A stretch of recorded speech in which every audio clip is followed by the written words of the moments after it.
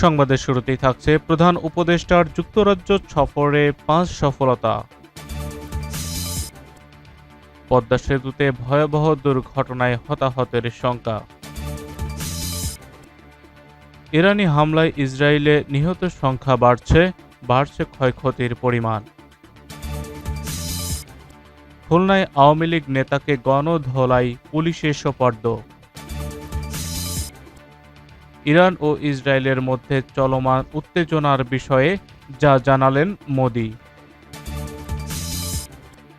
এবং সর্বশেষ জানিয়ে দেব, জাফলংয়ে 2 উপদেষ্টাকে গাড়িসহ অবরুদ্ধ করে রাখল জনতা। শুনছিলেন শিরোনাম, এবার বিস্তারিত। তবে তার আগে ভিডিওতে লাইক দিবেন, কমেন্ট করে জানিয়ে দিন আপনি কোথা থেকে আমাদের সাথে যুক্ত রয়েছেন। সবার আগে সর্বশেষ সংবাদ পেতে আমাদের চ্যানেল সাবস্ক্রাইব করে সাথে থাকা বেল বাটনটি অন করে অল সিলেক্ট করে দিবেন এবং আমাদের পেজটি ফলো করে রাখবেন আর নিউজটি আপনার সোশ্যাল মিডিয়ায় শেয়ার করে দিবেন। যুক্তরাজ্যে 4 দিনের সফর শেষে লন্ডন থেকে ঢাকার উদ্দেশ্যে রওনা হয়েছেন অন্তর্বর্তী সরকারের প্রধান উপদেষ্টা ডক্টর মোহাম্মদ ইউনূস। শুক্রবার 13 জুন লন্ডনের স্থানীয় সময় 7:15 বিমান বাংলাদেশ এয়ারলাইন্সের একটি ফ্লাইটে সফরসঙ্গীদের নিয়ে রওনা হন তিনি। এদিকে প্রধান উপদেষ্টার প্রেস সচিব শফিকুল আলম নিজের ভেরিফাইড ফেসবুক আইডিতে প্রধান উপদেষ্টার এই যুক্তরাজ্য সফরে বাংলাদেশের 5টি অর্জনের কথা তুলে ধরেছেন। শুক্রবার 13 জুন রাতে এক স্ট্যাটাসে তিনি যেসব অর্জনের কথা জানিয়েছেন তা হলো রাজা চার্লসের কাছ থেকে মর্যাদাপূর্ণ পুরস্কার গ্রহণ এবং ব্রিটিশ রাজার সঙ্গে 30 মিনিটের একান্ত বৈঠক অনুষ্ঠিত। এটি জুলাই আন্দোলন এবং বাংলাদেশের ঘটে যাওয়া যুগান্তকারী পরিবর্তনের স্বীকৃতি। অন্তর্বর্তী সরকারের প্রধান উপদেষ্টার সঙ্গে বৃহত্তম রাজনৈতিক দল বিএনপির প্রধান নেতার মধ্যে ঐতিহাসিক বৈঠক। এটি ষড়যন্ত্রকারীদের জন্য একটি গেম ওভার মুহূর্ত। যুক্তরাজ্যের ন্যাশনাল ক্রাইম এজেন্সি সাবেক প্রধানমন্ত্রী শেখ হাসিনার এক শীর্ষ সহযোগীর 170 মিলিয়ন পাউন্ড মূল্যের সম্পদ জব্দ করেছে।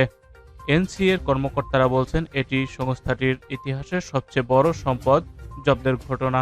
এটি সব দুর্নীতিবাজ কর্মকর্তা, ব্যবসায়ী ও রাজনীতিবিদদের জন্য একটি স্পষ্ট বার্তা।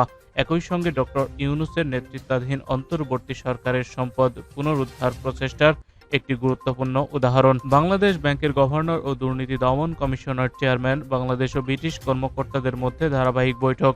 সম্পদের পুনরুদ্ধারের জন্য আরও একটি গভীর সহযোগিতার পথ তৈরি করতে এসব বৈঠক হয়েছে। আশা করা যায় এই অভিজ্ঞতা বিশ্বব্যাপী কাজে লাগানো যাবে। পদ্মা সেতুতে যাত্রীবাহী বাস, প্রাইভেট কার ও ট্রাকের সংঘর্ষে ভয়াবহ এক দুর্ঘটনার ঘটনা ঘটেছে। এতে বাসের চালকসহ 2 জন নিহত হয়েছেন। একই দুর্ঘটনায় শিশুসহ আহত হয়েছেন আরও অন্তত 10 জন। শুক্রবার 13 জুন রাত 10:40 দিকে সেতুর 2 নম্বর পিলারের কাছে এই দুর্ঘটনা ঘটে। নিহতদের মধ্যে একজনের নাম রাকিব সামাদ্দার, তার গ্রামের বাড়ি খুলনা সদর উপজেলায়। 3 জনের অপরজন নাম পরিচয় এখনও পাওয়া যায়নি। ইরানি হামলায় ইসরায়েলি নিহত এবং হতাহতের ঘটনা আরও বাড়ছে। এ নিয়ে হতাহতের সংখ্যা শতাধিকে দাঁড়ালো। শনিবার 14 মে ইসরায়েলি গণমাধ্যম এই তথ্য নিশ্চিত করেছে। আল জাজিরার প্রতিবেদনে বলা হয়, ইসরায়েলি হামলার প্রতিক্রিয়ায় পাল্টা হামলা চালাচ্ছে ইরান। তাদের হামলায় গত 12 ঘন্টায় অন্তত 3 ইসরায়েলি নিহত, এছাড়া আরও অন্তত 100 জন আহত হয়েছেন। উল্লেখ্য, এর আগে শুক্রবার ভোরে ইরানে ব্যাপক হামলা চালায় ইসরায়েল। এতে তেহরানের সশস্ত্র বাহিনীর প্রধান, আইআরজিসির প্রধান সহ 20 জন কমান্ডার, 6 শীর্ষ পরমাণু বিজ্ঞানী সহ অন্তত 81 জন নিহত হয়েছেন। আহত হয়েছে আরও 3 শতাধিক। এর জবাবে ইসরায়েলে 2 শতাধিক ক্ষেপণাস্ত্র হামলা চালিয়েছে ইরান। ইরানের রাষ্ট্রীয় বার্তা সংস্থা ফার্স জানাচ্ছে, শুক্রবার রাতে ইরানের উপর ইসরায়েলি হামলার জবাব শেষ হয়নি, বরং ইসরায়েলের বিরুদ্ধে ইরানি হামলা চলবে। নাম প্রকাশ করেনি এমন একজন কর্মকর্তার বরাতে ফার্স এ তথ্য জানিয়েছে। ওই কর্মকর্তা জানিয়েছে, ইরানের জ্যেষ্ঠ সামরিক কর্মকর্তাদের বরাতে জানিয়েছে যে ভবিষ্যতে ইরান ওই অঞ্চলে থাকা মার্কিন সামরিক ঘাঁটিগুলোকেও লক্ষ্যবস্তু করতে পারে। খুলনার মহানগর আওয়ামী লীগের সহসভাপতি বেগ লিয়াকত আলীকে গণধোলাই দিয়ে পুলিশে সোপর্দ করেছে জনতা। শনিবার 14 জুন দুপুরে মহানগরীর ফুলবাড়িয়া গেট বাজার সাধারণ জনগণ গণধোলাই দিয়ে খানজাহান আলী থানায় তাকে সোপর্দ করে। পুলিশ ও স্থানীয়রা জানায়, ফ্যাসিস্ট হাসিনার পতনের পর থেকে বেগ লিয়াকত আলী গা ঢাকা দেয়। তার বিরুদ্ধে বেশ কয়েকটি মামলা হয়, যার মধ্যে গণহত্যা ও মানবতা বিরোধী অপরাধে আন্তর্জাতিক অপরাধ ট্রাইব্যুনালে একটি মামলা রয়েছে। তার অত্যাচারে অতিষ্ঠ ছিলেন ব্যবসায়ী সহ স্থানীয় লোকজন। সাম্প্রতিক সময়ে একটি মামলায় তিনি জেল খেটে জামিনে বের হয়েছেন। ফুলবাড়ি গেট বাজারে এলে তার অত্যাচারে অতিষ্ঠ লোকজন তাকে ঘিরে ফেলে এবং গণধোলাই দিয়ে আবারও পুলিশে সোপর্দ করে। খানজাহান আলী থানার ভারপ্রাপ্ত কর্মকর্তা ওসি মোহাম্মদ কবির হোসেন বলেন, বেগ লিয়াকত আলীকে গণধোলাই দিয়ে পুলিশে সোপর্দ করেছে স্থানীয় জনতা। বর্তমানে তিনি পুলিশ হেফাজতে রয়েছেন। তার বিরুদ্ধে মামলা রয়েছে। কিছুদিন আগে তিনি একটি মামলায় জামিনে বের হয়েছেন।